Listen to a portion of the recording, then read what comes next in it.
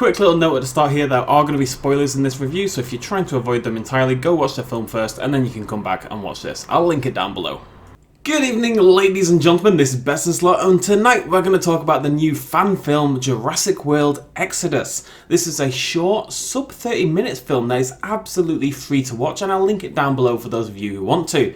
I'm a little hesitant to call this a review given the fan film nature of the film, the fact it seemingly has a part 2 coming, and the inherent low budget nature of such a thing. But hey, if I can do it for the atrocity that was the Jurassic Dead, then we can do it for this. Anyway, Jurassic World Exodus is produced by, or at least uploaded to a channel known as Spartan117GW. A look through their history shows no real interest in Jurassic Park or indeed dinosaurs at all. Instead, it's a military focused channel, and that's definitely something that you're gonna notice throughout this film, as we'll see. Either way, the people involved clearly have a hidden passion for the franchise and have decided to combine that with their access to sort of military looking gear. Now, the basic plot of Exodus can be boiled down pretty quickly, not that surprising for such a short film. It's essentially a fusion of The Lost World and Jurassic Park 3. A group of mercenaries are hired to go to Isla Nublar on a rescue mission along with a guy I think is called Kurt, he's the guy organising the trip, and a woman who used to be a member of the ACU on Jurassic Park. She's been on the island before, she knows the dinosaurs, kind of like how Alan Grant was mistakenly hired in Jurassic Park 3. Silly Kirby, and one of the two men they're sent to rescue is actually her brother. The team gets to the island and quickly runs into trouble with Velociraptors who, in a shock twist which I can't tell if it's meant to be ironic or not, eat the black guy first. The single black guy in a group of like 8 white people. I'm not complaining, I'm just pointing out the very, very obvious horror movie trope. Anyway, regardless, the two people in need of rescuing pop up by lobbing smoke grenades at the raptors, yes, like Jurassic Park 3, and everyone has a happy reunion. We then learn why the brother is there in the first place, along with the science guy he's with, to retrieve a datapad containing information on how to produce an Indoraptor.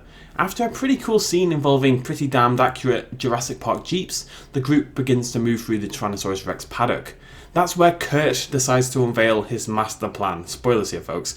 Because Kurt is an idiot and couldn't possibly pick a more inconvenient time than in the middle of a bloody Tyrannosaurus Rex paddock. I'm actually not sure who Kurt is working for. I think it's meant to be a rival corporation to InGen, because suddenly a bunch of armoured dudes pop out of the brushwork and there's a full-on massive bloody firefight. I'm not kidding, like 10 people get popped. Anyway, Kurt steals the datapad for this rival company because it's worth so much money, and then Rexy pops out, looking surprisingly okay considering the budget, and proceeds to eat the legs off this dude. Again, it was pretty cool.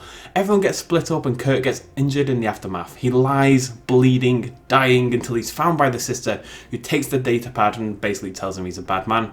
The group get back together and they are rescued by InGen as part of Operation Exodus, as planned. And that's the film basically. So, let's talk about the good things first. For a lowish budget fan film, the acting is surprisingly decent. The guy who plays Kurt in particular, God I hope his name's Kurt, clearly actually has some talent, and I found him to be by far the most believable actor in the film. The others aren't quite as good, and only one character really pulled me out of the film with their acting, who I'm not going to name names, because that's mean, okay? But if the acting is decent, then the direction is actually good. Dare I say, even beautiful at times. There's some really well put together shots that show the group soaring over Isla Nublar or moving through the jungle. Honestly, I was impressed, and the directors and cinematographers and whoever's responsible for this should feel really proud of themselves, because it's easily the best part of the film for me. It was better than both the Jurassic Dead and the Jurassic games anyway, which I guarantee had much higher budgets. The little bits of love for the Jurassic Park franchise are done pretty well as well. There's a nod to the Barbasol can, the presence of not one but 2 properly done up Jurassic Park Jeep Wranglers, some nicely used official music, and even the classic T.rex roar. The story doesn't necessarily feel like it fits into the canon. We never learn why there's a random datapad with all the Indoraptor data on it, or really get a feeling for who any of the characters work for, why they're there, their motivations. But with a bit of polish, I could have definitely believed it as a mini-story in the Jurassic Park universe, and there's even a brief nod towards the impending eruption of Mount Sibo. Side note, when is Universal going to realise that the Star Wars model of side stories is a perfect fit for Jurassic Park 2, and probably the only way they can extend the franchise lifespan past the next Jurassic World film? Sorry, anyway. So that's the good bits. As for the bits that won't work quite as well, there's not too much of it. The characters aren't really characters. It's kind of what you'd expect from a short fan film, but hey ho. I don't think a single one of them actually has a personality besides all being tough military types, other than the customary always spooked science man. And I couldn't tell you any of their names other than Kurt, which could be wrong for all I know, because the dude had the most screen time and could actually act, and the brother, who I think is called Nomad, and I only vaguely remember that because it popped up in the credit scene at the end. The CGI is predictably a little bit weak as well. Whilst the Rex looks surprisingly okay, the other two dinosaurs in the film, the Brachiosaurus, which appears briefly, and the Velociraptors, don't look that great as soon as a shot lingers on them for more than a few seconds, which thankfully doesn't happen too often. Like I said, the direction does obviously account for this. The dinosaurs don't pop up in the film that often though, and there's actually very rarely a discussion about them at all. I'd say 90% of the dialogue in this film is basically cliche military talk. Now that might be how these people would talk in this situation, and it's clearly something that people at the channel know a lot about. This is, their bread and butter. But nobody reacting to the situation or talking in anything but military speak just became a little boring for me by the end. All that said, the film is free, it's less than 30 minutes long, it has some spots of good acting and even some spots of good CGI, as well as some pretty damn beautiful direction at times.